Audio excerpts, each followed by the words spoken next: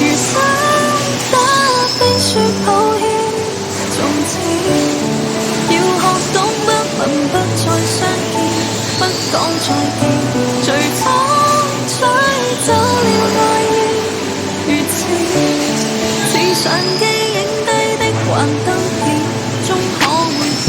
唔知該用乜嘢身份去揾你，乜嘢方式去見你，但我害怕見到你嘅負面心理，所以我寧願自我自己控制不去想你。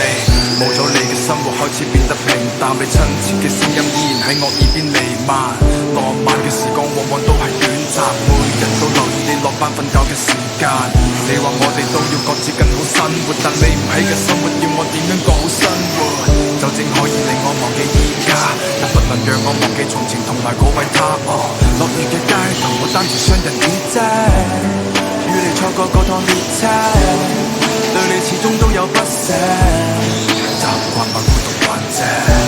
餘生不必說抱歉，從此要學懂不問不再相見，不講再見，隨風吹走了愛意，如此似相機影低的幻燈片，終可會變。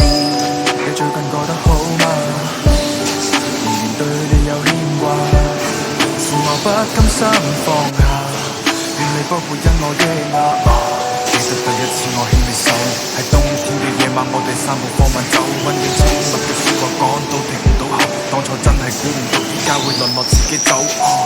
你接俾我嘅圍巾我仲留住，回憶喺我大腦停住，思念不停追加投注，就好似墜入記憶深處。如果記憶係痛苦嘅都算還好，但記憶都係幸福畫面先至折磨煩惱。